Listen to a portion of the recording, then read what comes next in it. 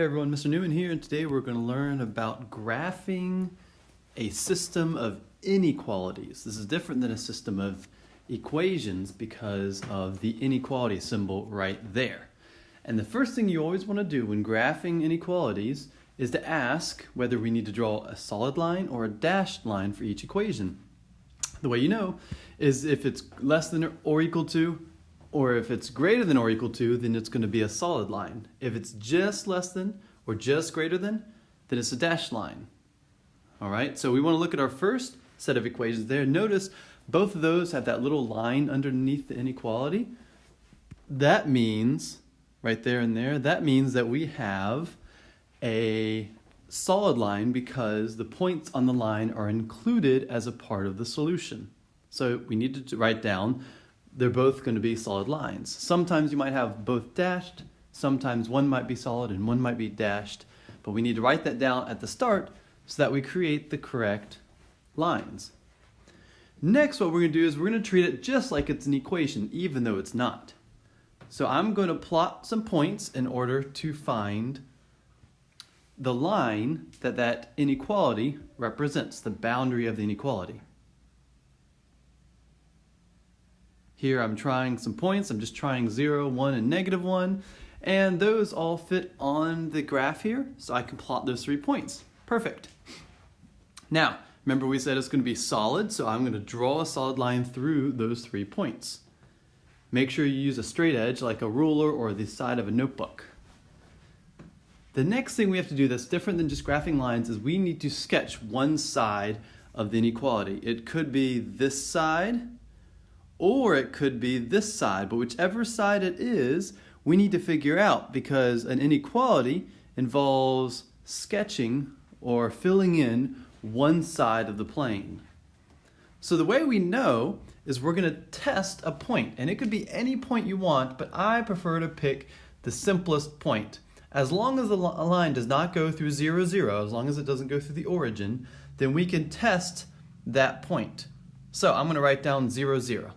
And the way you test the point is you just plug it into the original inequality. So there's the inequality we're graphing. We're still working on the first one. And let's plug in 0, 0. And we see, is that true or not? Is 0 less than or equal to -2? No, 0 is not less than -2, and it's not equal to -2, so the answer is no, that is false. So instead of shading in this side, we're not going to shade in that side. We're going to shade in the other side, the side that doesn't include 0, 0. So all those points we shaded in are all points that work for the inequality, that make the inequality true. And you can test any of those points out to find out.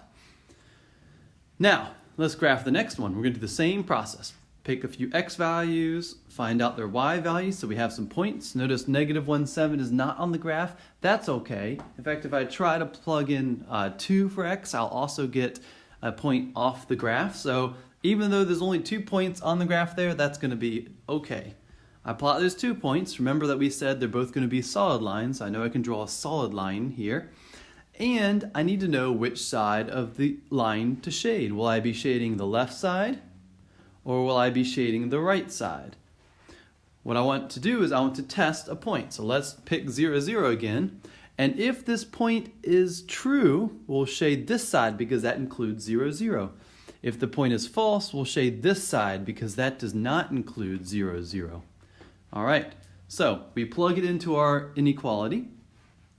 0 is greater than or equal to -5 times 0 plus 2, and we get 0 is greater than or equal to 2.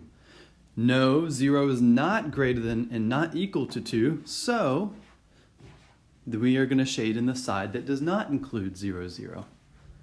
Now, the last thing we have to do, and I should have mentioned this before, hopefully your shading in was very, very light. Unfortunately, I can't simulate that here because I can only draw or not draw. I can't draw very lightly, but especially whenever you're drawing, you want to shade in those first 2 very lightly because the actual solution to a system of inequalities is where they are both shading the same area. And you notice the overlap of the shaded areas only happens in one small little corner. It happens right down there. So the solution looks kind of like a pizza slice, but it keeps on going down to the right, but it's that shaded in area, including the lines, because they're solid lines. And that you want to shade in much darker and point out that that is the solution. It is different, notice, it's different than a system of equations where there's one solution, because there are lots of possible solutions for an inequality. And likewise, for a system of inequalities, there are lots of possible correct solutions.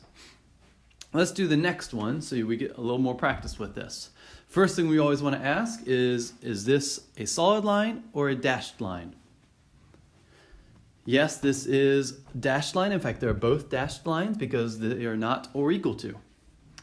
Let's plot the first one by getting some points, and you notice we're treating it like it's an equation, even though there's not even an or equal to here. And I have the points, and notice it's also very similar to the first equation we did. Those points, we're not going to connect with a solid line, we're going to connect with a dashed line. So make sure you draw a dashed line, and make sure you write down dashed line ahead of time. That way you will be less likely to forget and draw a solid line. Now let's test 0, 0. We're going to plug it into our inequality. Plug in for x and plug in for y. What we get is 0 is greater than -2. That is true. Yes. So we're going to fill in the side that includes 0, 0. Next, let's plot the next inequality. Treat it like an equation, and we get these points. We plot those points. Another reason to shade it very lightly is so you can plot both lines and be able to see the points you plot. Otherwise, it makes it more difficult. All right, this is a dashed line as well, so make sure you draw a dashed line. And we need to test a point. I'm going to choose 0, 0 again. The only time you can't choose 0, 0 is if the line goes right through 0, 0. Otherwise, I would recommend always choosing 0, 0 because multiplying anything times 0 makes it 0, and that makes it very, very fast to check. All right, so we get 0 is less than 2, and yes, 0 is less than 2, so we're going to shade in the side that includes 0, 0. And now that we've filled out the whole plane and plotted both points, we need to say, hey, where is it both shaded? That is right there in the top left section. So notice it's not the same as that quadrant, but it covers a good section of that quadrant, and it keeps going up and to the left forever. Notice it also doesn't include the dashed lines because that's what a dashed line means. You're not including those points as well. All right, thank you very much for watching.